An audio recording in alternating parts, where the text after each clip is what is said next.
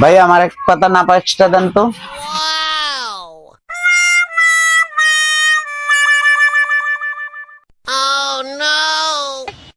प्यारी समझ गई। কত ভাইয়া?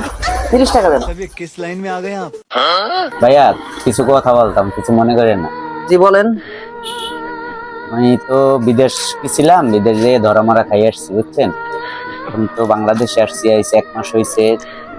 1 মাস হয়েছে, চাকরি বাদা পাইতেছি না। আমার একটা চাকরির যদি ব্যবস্থা করে দিতেন তাহলে খুব উপকার হইতো।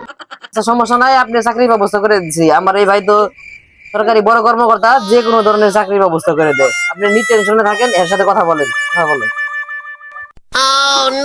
আসসালামু আলাইকুম। ওয়ালাইকুম আসসালাম। স্যার আমার একটা চাকরি লাগবে বুঝছেন। জি। আমি তো বিদেশ খাইতে আইছি, বিদেশ থেকে আইসা ধরা মারা খাইছি। এখন বাংলাদেশে 1 মাস ধরে বসে আছি। এখন আমার একটা চাকরি দিতে। চাকরি তো কম বেশি এখন, চাকরি তো 3টা আছে, 3টার ভিতর থেকে যে কোনো একটা তুমি করতে পারবা। আমার তো ভোটার আইডি কার্ড সব কিছু আছে। জি আছে, জি, পাসপোর্ট আছে। সাইজের ছবি।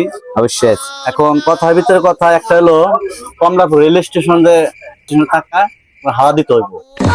এটা বেতন মোটামুটি 30 থেকে 35,000 টাকা, থাকা খাওয়া সব সরকারি কোয়ার্টার। দুই গেল তোমার হলো শাহজালাল আন্তর্জাতিক বিমানবন্দরে যে 1971 সালের যে হেলিকপ্টার গুলো পড়ে রয়েছে, ওইগুলাই তোমার হলো এলাকা থেকে তোমার হলো শাক সবজি, তারপর গাছ গুছ খাইতে ওইগুলো খাওয়াইতে। मेरे मुंह से निकल गई क्या बताऊं। 2 3 আজিমপুর অবস্থানে যায় মরা মাসে বাল ফালাইতে। 3টা চাকরি আমার কাছে। মানে যে 3টা চাকরির কথা বললাম, ওই ভিতর থেকে তোমার যে চাকরি করাটা ইচ্ছুক সেটা আমারে বলো।